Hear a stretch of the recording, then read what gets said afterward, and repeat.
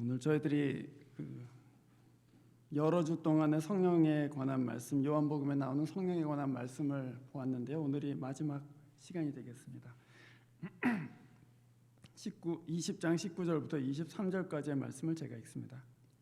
그날 곧 주간의 첫날 저녁에 제자들은 유대 사람들이 무서워 문을 모두 닫아 걸고 있었다. 그때 예수께서 와서 그들 가운데로 들어서셔서 너에게 평화가 있기를 하고 인사말 하셨다. 이 말씀을 하시고 나서 두 손과 옆구리를 그들에게 보여주셨다. 제자들은 주님을 보고 기뻐하였다. 예수께서 다시 그들에게 말씀하셨다. 너희에게 평화가 있기를 빈다. 아버지께서 나를 보내신 것 같이 나도 너희를 보낸다. 이렇게 말씀하신 다음에 그들에게 숨을 불어넣으시고 말씀하셨다. 성령을 받아라. 너희가 누구의 죄든지 용서해 주면 그 죄가 용서될 것이요 용서해 주지 않으면 그대로 남아 있을 것이다. 아멘. 기도하겠습니다.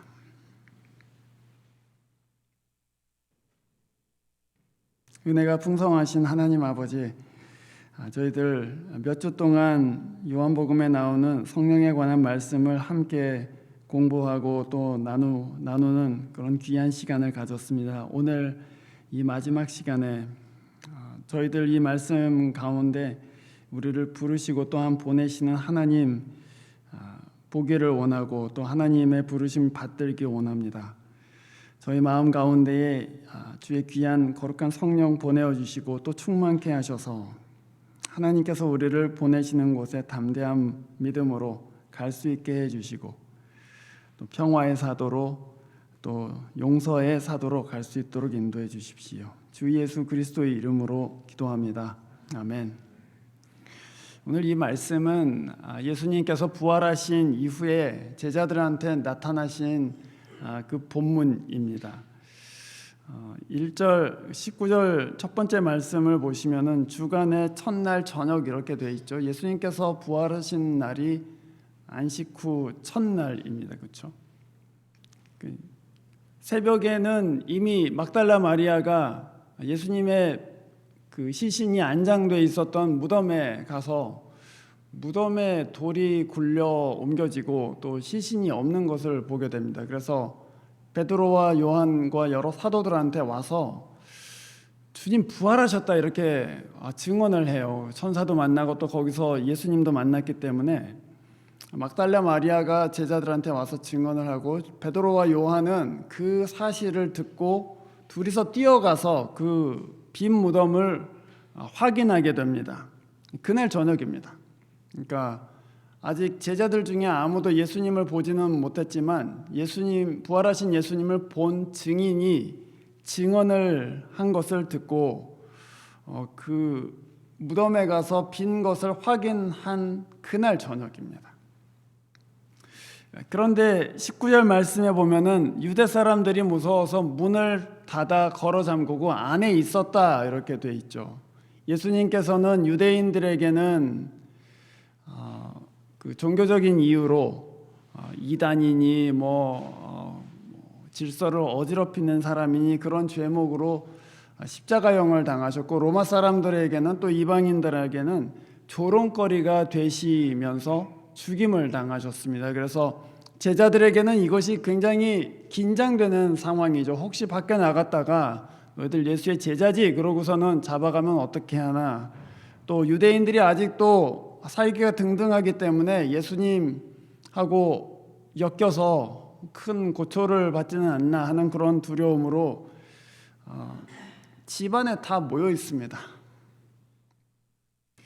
생각해 보면은 참 대조적인 상황이죠. 새벽에 이미 예수님께서는 부활을 하셨는데 제자들은 저녁에 무서워서 문을 닫아 잠그고 있어요. 예수님께서는 그 돌문을 여시고 무덤 밖으로 나오셨는데 제자들은 문을 걸어 잠그고 안에 있습니다. 그 제자들에게는 부활의 기쁜 소식이 이미 전해져 있는 상황인데도 불구하고 그것이 그들에게 기쁨이 되지도 않고 위로가 되지도 않고 용기를 주지도 않습니다. 우리한테 가르치는 것이 있죠, 그렇죠? 이 아무리 복음과 성경의 말씀이라고 해도 그것이 그냥 지식으로 받아들여지면 그게 우리한테 별 유익이 없구나, 그것이 생명이 되지도 않고 용기를 주지도 않고 어떤 소망을 주지도 않고 그냥 지식으로 남는구나 하는 것을 알게 됩니다. 그리스도의 부활과 그 복음의 메시지가 우리에게 진짜 생명이 될 때가 언제입니까, 여러분? 그는 성령이 우리 가운데 오셔서 그 말씀을 증언하실 때이죠. 성령이 오셔서 그 살아계신 예수 그리스도와 우리가 교제하도록 인도하실 때입니다. 그분이 부활하셨고 또한 그분이 우리 가운데 계시고 그분이 이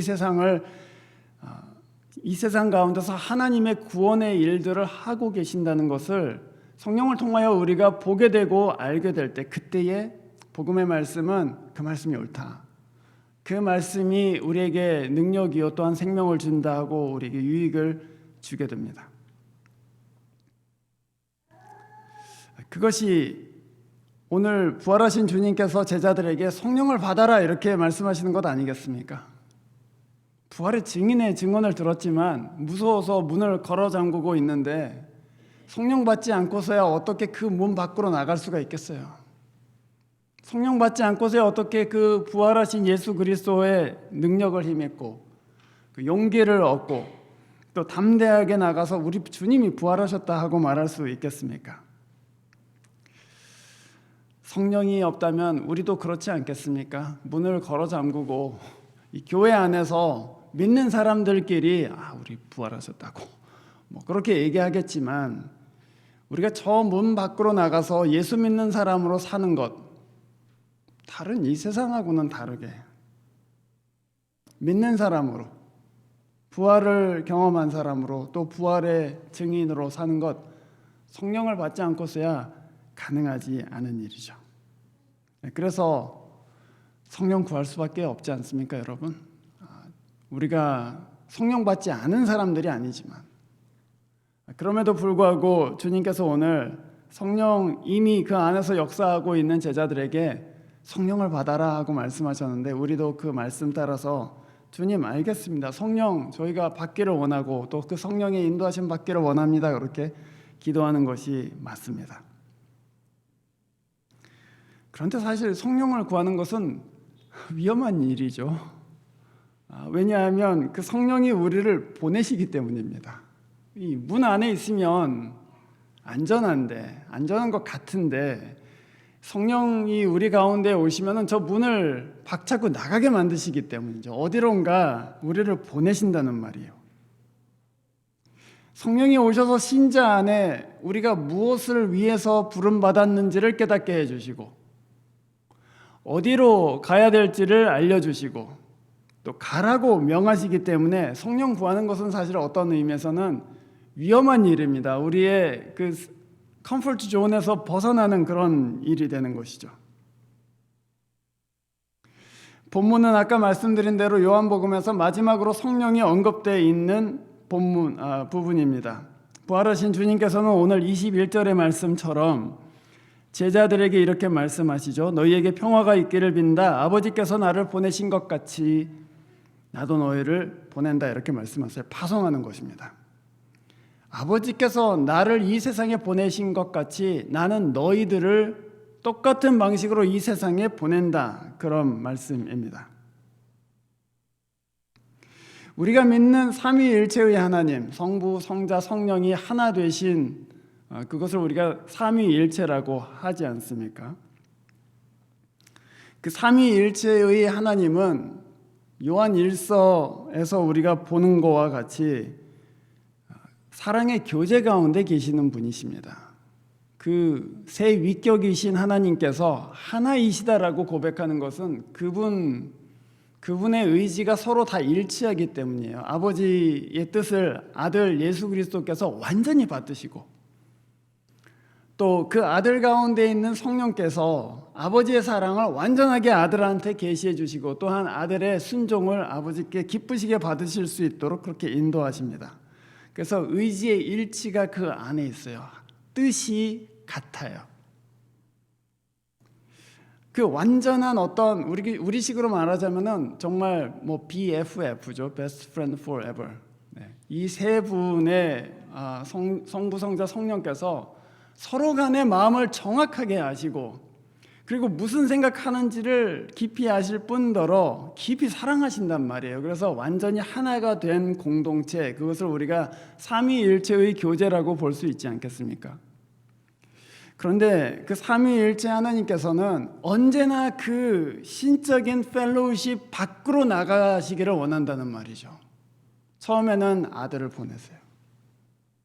그리고 나중에는 그 아들께서 성령을 또한 보내십니다. 오늘 여러분이 주보에 보실 수 있는 요한 1서 1장 3절부터 4절까지의 말씀, 이렇게 되어 있습니다. 우리가 보고 들은 바를 여러분에게도 선포합니다. 우리는 여러분도 우리와 서로 사귐을 가지기를 바라는 것입니다. 우리의 사귐은 아버지와 또 그의 아들 예수 그리스도와 함께하는 사귐입니다. 우리가 이 글을 쓰는 것은 우리 서로의 기쁨이 차고 넘치게 하려는 것입니다. 사도 요한이 지금 사람들한테, 이 편지를 받는 사람한테 여러분도 우리와 같은 사귐 안으로 들어오기를 바라는데, 그 사귐은, 그 펠로우십의 내용은 뭐냐면은 아버지와 아들과 함께 교제하는 그 사귐입니다. 그렇게 얘기해요.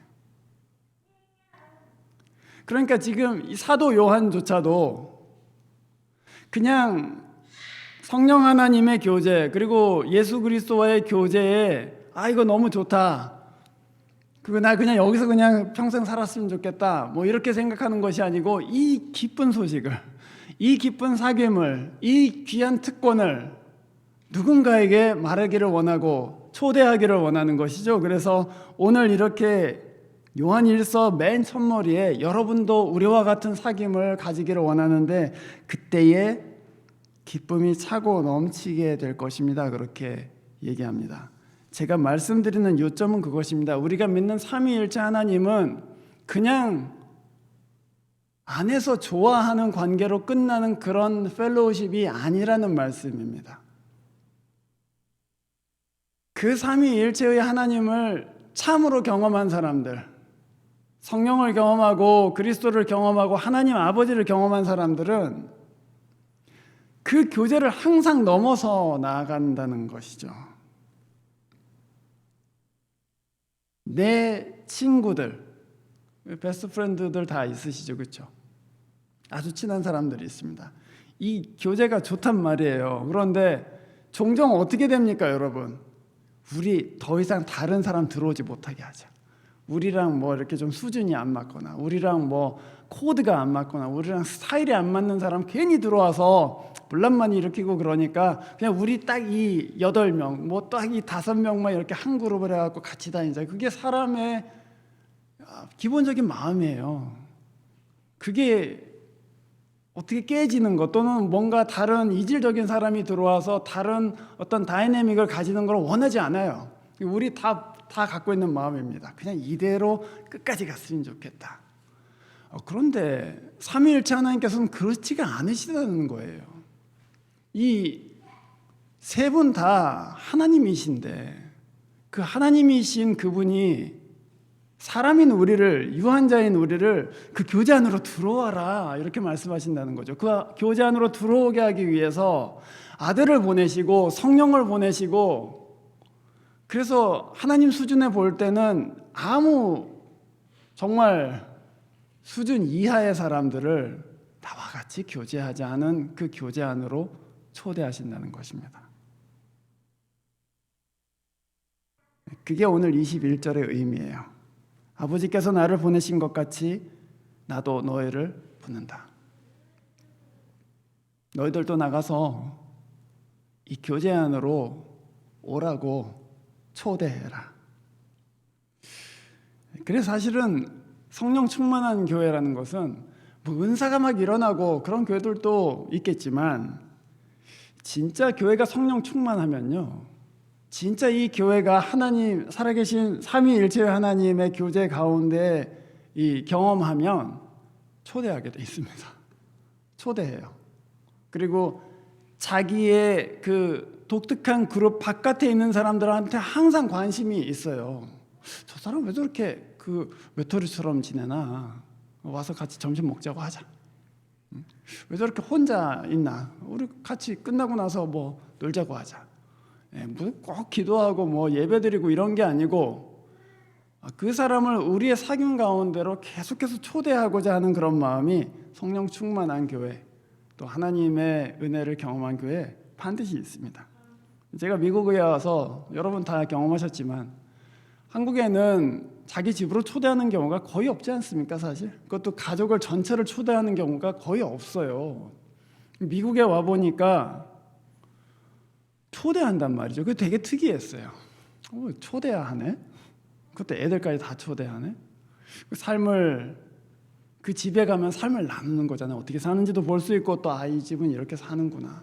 이 삶을 다 공개하는 것이죠. 그런데 거기에 자유함이 있잖아요. 가려지지 않은, 어디 딴 데서 만나도 되는데 자기 집으로 왔을 때 자기 집을 공개하고 그 화장실도 보고 뭐 거실도 보고 침실도 보고 그렇게 되지 않습니까? 공개해요.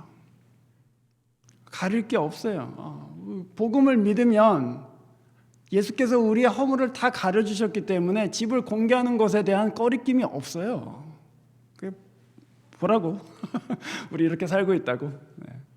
꺼리낌 없이 교제하고 또 사랑하고 섬길 수 있는 것이죠. 삼위일체 하나님 믿는다는 것이 바로 그런 것입니다. 보내요. 자꾸 자기 자신도 나갈 뿐더러 보냅니다.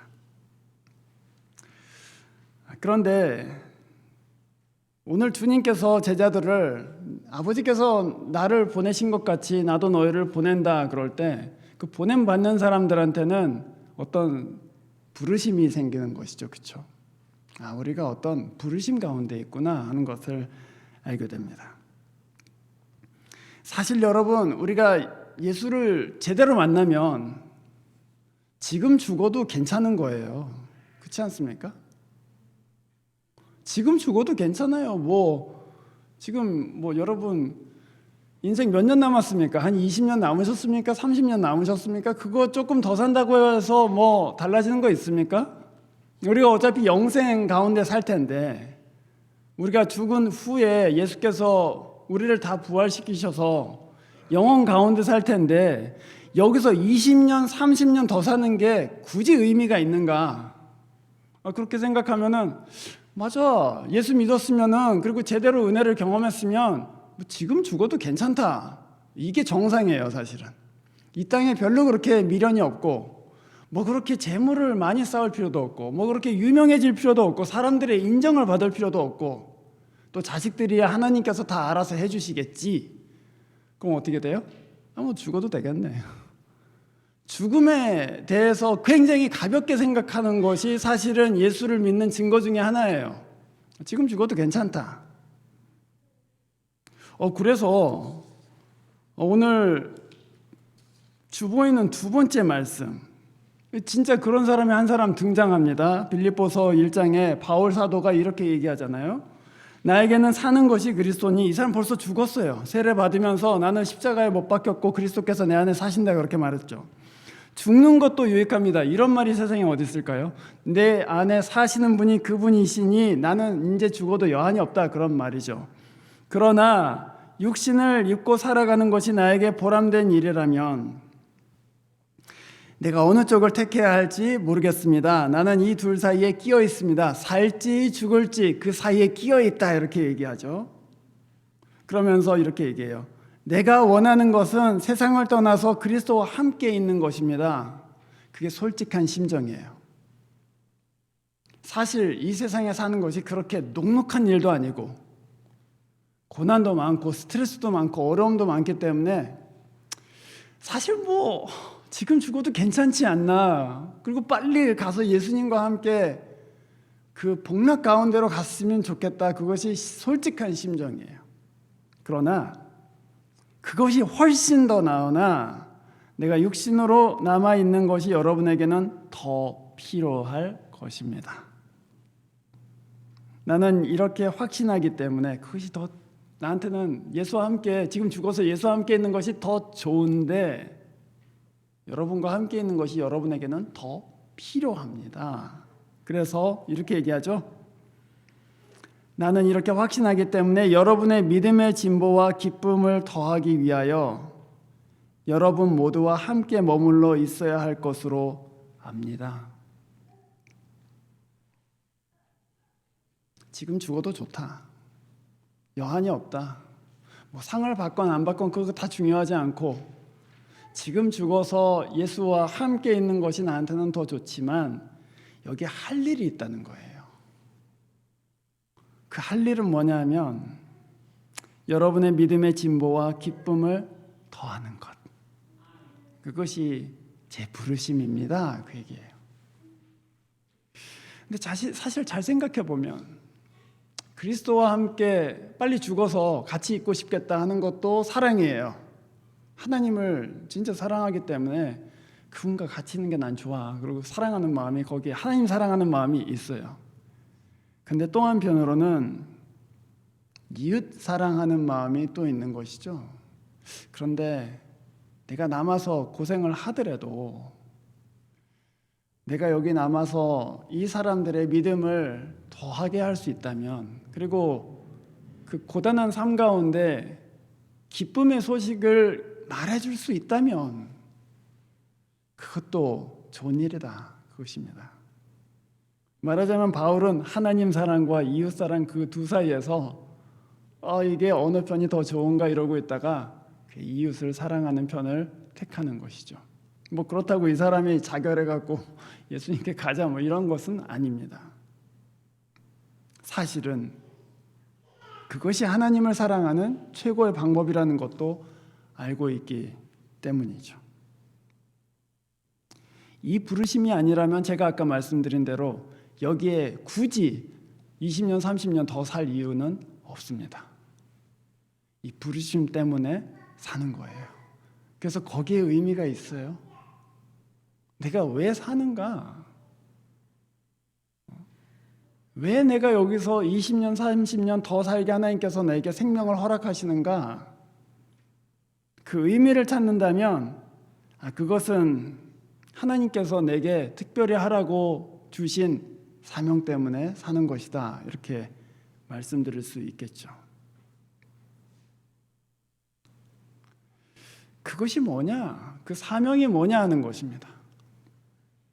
주님께서 아버지께서 나를 보내신 것 같이 나도 너희를 보낸다 할 때 그 보낸다는 것은 선교지에 가는 것을 의미합니까, 여러분? 꼭 그렇지는 않습니다. 어떤 사람은 특별하게 선교지로 가는 경우도 있고 또 목회지로 가는 경우도 있지만 우리 대부분의 사람들은 그냥 그런 종교적인 일이 아니라 일상적인 일에 부르심을 받았죠. 이 부르심을 잘 이해하셔야 되는데 고린도전서 7장에 보면 바울이 교회 안에 처녀들한테 대해서 뭐라고 하시냐면 처녀들한테 이런 말씀을 특별히 드리는 것은 아닙니다. 처녀들한테 그냥 결혼하지 말고 지내라 이렇게 얘기해요. 뭐 결혼해갖고 그렇게 힘들게 사냐, 예수를 위해서 살아라, 그냥 결혼하지 말고 이렇게 얘기합니다. 그런데 또 한편으로는 고린도 교회 안에 불신자와 사는 자매들 또는 불신자와 사는 형제들이 있었단 말이에요. 이 사람들이 나 그냥 이혼하고 주의 일을 할래 이렇게 말한단 말이죠. 그랬더니 바울이 뭐라고 하냐면 하나님께서 부르신 그대로 지내라 이렇게 얘기해요. 혹시 네 배우자가 너 때문에 구원을 얻을지 거룩하게 될지 누가 알겠냐 그러면서 아주 특별한 용어를 사용해요. 부르신 그대로 지내라. 말하자면 바울은 그 혼인의 관계를 부르심이라고 생각하는 거죠. 하나님께서 나를 불러서 무슨 과정을 거쳐서이건 간에 이 사람과 살게 하셨다. 이 가정으로 나를 부르셨다. 그거를 확대해서 생각해 보면 그 결혼만 그럴 것인가? 우리 직장도 하나님께서 나를 여기에 부르셨다 이렇게 생각할 수 있는 것이고, 어떻게 해서 웨이코 한인교회의 멤버로 오게 되었는가 생각할 때에도 뭐 그 사이에 여러 가지 일이 있었겠죠. 이 교회에 오게 된 여러 가지 경위가 있지 않겠습니까? 그러나 그런 것들을 다 제치하고 하나님이 이 교회에 나를 부르셨다. 직장에도 나를 부르셨고, 가정에도 나를 부르셨고, 교회에도 나를 부르셨다. 그러면 달라지는 거예요. 만약에 그런 부르심이 없다면 사실은 다 내 목적을 이루기 위한 수단에 불과하죠. 이렇게 기쁨이 되면 유지하고 기쁨이 되지 않으면 버릴 수 있는 관계가 쉽게 돼버리죠. 그러나 내가 부르심 가운데 거기에 있다라는 것을 믿게 되면 그렇게 할 수는 없는 것이죠. 그 관계는 내 목표에 따라서 버리거나 또는 차버릴 수 있는 그런 관계가 되지 않고 하나님이 여기에 부르셨다는, 그래서 나는 하나님께 신실하고자 하는 그 sense of calling이 생기기 때문이죠. 하나님이 여기에 부르셨을 때는 이 사람들의 믿음을 위해서 또는 이 사람들의 기쁨을 위해서 나를 부르신 것이다 하고 믿기 때문에 허투루 할 수가 없다는 그런 말씀입니다. 이 부르심이 아니라면 여기에 있을 이유가 없습니다. 그러나 이 부르심이 있다면 여기에 있는 것은 굉장히 중요한 일이 되는 것이죠. 우리 결혼 생활을 유지하는 것도 부르심 가운데 유지하게 되고, 우리가 직장 생활에서 정말 하나님의 영광 위해서 살고자 하는 것도 그 부르심 때문이고, 또 어쩌다가 이 교회를 여러 교회를 다니다가 이 교회를 오게 됐을 수도 있고, 또는 어떤 사람 때문에 오게 됐을 수도 있겠지만 하나님이 이 교회에 나를 부르셨다. 그러면 이 교회도 그냥 다니는 것이 아니라 하나님이 나한테 어떤 특별한 부르심을 가지고 여기에 두셨네 하고 생각할 수가 있는 것입니다. 말하자면 하나님께서 우리를 부르셨다면 거기에 우리 인생의 의미도 생기고 목적도 있다는 것이죠.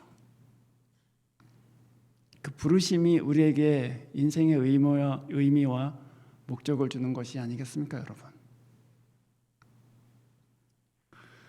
주님은 오늘 이 본문에서 이 마지막 장면에서 굉장히 중요한 말씀을 하십니다. 22절과 23절의 말씀인데, 제자들한테 숨을 불어넣으시면서 성령을 받아라 이렇게 말씀하시고, 바로 이어지는 말씀은 너희가 누구의 죄든지 용서해 주면 용서될 것이요, 용서해 주지 않으면 그대로 남아있을 것이다, 이렇게 성령과 죄 두 가지를 말씀하셨어요.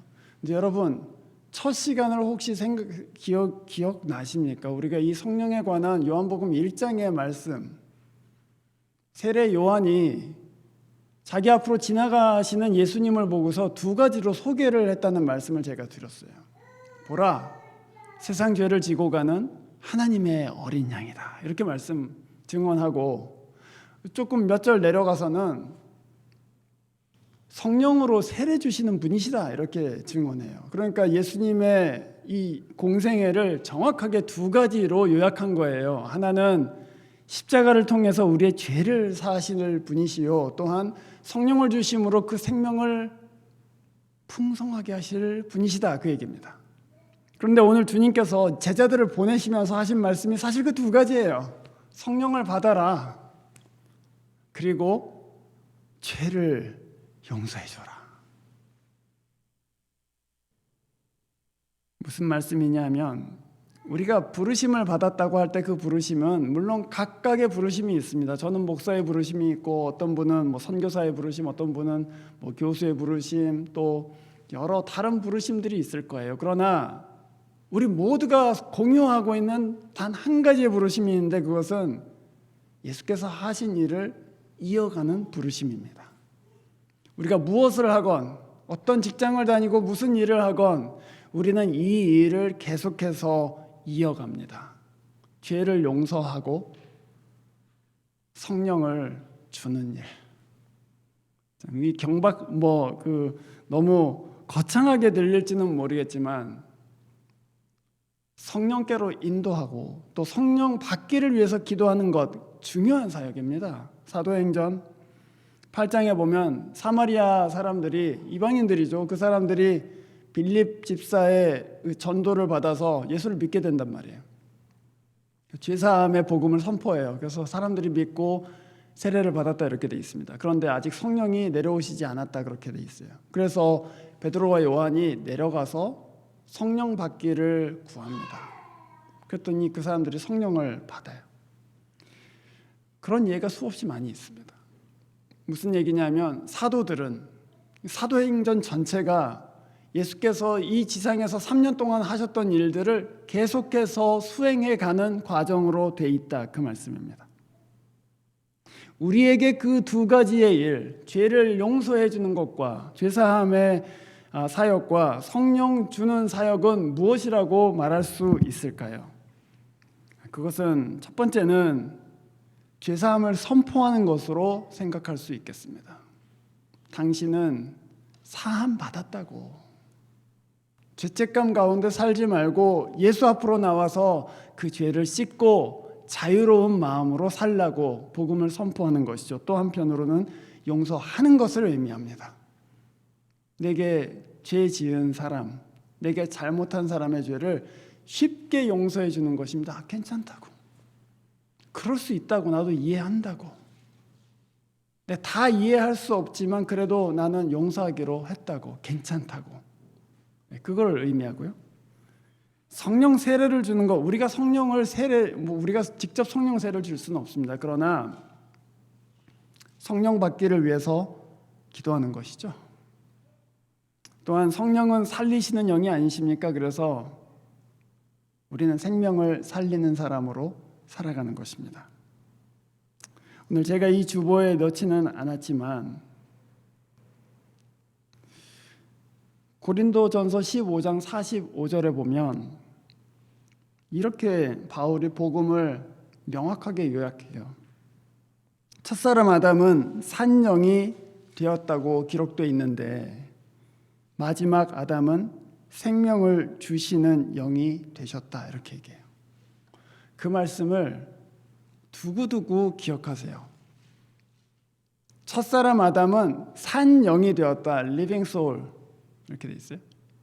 하나님께서 숨을 불어넣으실 때 그 흙덩어리가 살아있게 된 것을 얘기하는 거잖아요. 그런데 바울이 마지막 아담은 살려주시는 생명을 주시는 영이 됐다 이렇게 얘기해요. 이 말씀이 왜 중요하냐 하면 우리는 다 첫사람의 후손들이에요. 예수 믿기 전까지. 근데 예수 믿으면 우리는 마지막 아담의 후손이 되기도 하는 것이죠. 말하자면 이 말씀 안에는 회심하기 전의 사람과 회심한 이후의 사람이 어떻게 바뀌는지가 너무 분명하게 드러나 있어요. 제가 말씀드린 요점은 이것입니다. 우리는 예수 믿은 이후로 성령 받은 이후로는 더 이상 그냥 산 사람이 아니라 생명을 주는 사람으로 바뀌었다는 것입니다. 산 사람이라는 것은 살려고 아둥바둥하는 사람을 의미해요. 어떻게든 살아보려고 아둥바둥하는 거 있잖아요. 그건 다 하는 일입니다. 그러나 신자의 삶은 살기 위해서 아둥바둥하는 것이 아닙니다. 생명을 주려고 애쓰는 것이죠. 그게 언제 가능해지냐? 주께서 제자들에게 숨을 불어넣으시면서 마치 창세기 2장에 하나님께서 진흙덩어리에 숨을 불어넣으셔서 산 것이 되게 하시는 것처럼 예수께서 이 제자들에게 숨을 불어넣으시면서 성령 받아라 이렇게 말씀하실 때, 그리고 성령 받을 때에 그때 이렇게 탄성을 지르잖아요. 그때 맞아. 그때 우리가 생명을 주는 영이 되는 것이지. 맞아요. 그때 생명을 주는 사람들이 됩니다. 주님은 이미 이 교회에 성령을 주셨습니다.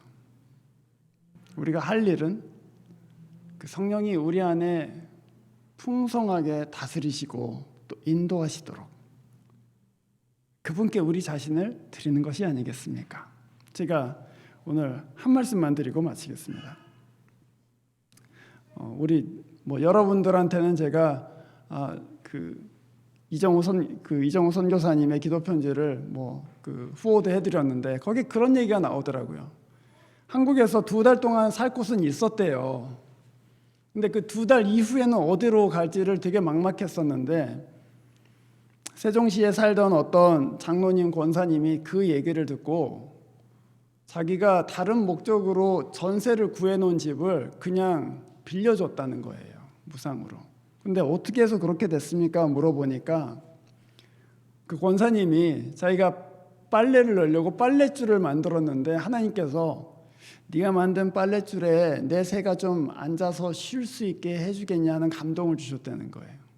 그게 도대체 무슨 말인가 그러고 있었는데 그 선교사님 얘기를 들었다는 거예요. 그래서 이거는 하나님께서 내가 전세 이거 마련해 놓은 거 지금 누군가 잠깐 쓰라고 하신다. 그래서 거처를 그냥 줬다는 것이죠. 얼마나 살만 나는 일이에요. 그렇죠? 갈 데가 없는데 하나님 어떻게 할까요? 주님이 한 권사님의 마음을 감동시켜서 네가 가진 것을 잠깐 나눠줘라. 나의 영광을 위해서. 주님, sure, 그렇게 하겠습니다. 생명을 주는 것이 바로 그런 것 아니겠습니까? 무슨 복잡한 것이 아니고 하나님께서 우리 마음 가운데 성령을 통하여 감동을 주실 때, 친절한 마음을 주시고 자비를 베풀 마음을 주실 때 스스럼 없이 Yes, Lord 하고 주는 것. 그렇게 해서 여러분이 있는 가정에서, 또 직장에서, 그리고 이 교회에서 생명을 주는 분들로 그렇게 함께 자라갈 수 있기를 주의 이름으로 축원합니다. 기도하겠습니다.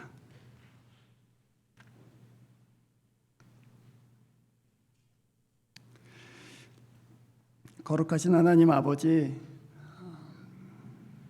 성령에 관한 여러 말씀들을 저희들이 함께 나누고 또 생각해 보았습니다마는 이 말씀 많이 듣는 것보다도 성령께서 저희들 가운데 오셔서 인도해 주시고 말씀해 주시고 또 감동해 주시기를 간절히 소원합니다. 그의 능력 가운데 살기를 원하고 그의 인도하심 가운데 거하기를 소원합니다. 또 살기를 발버둥 치는 것이 아니라 살리는 삶을 살기를 소원합니다.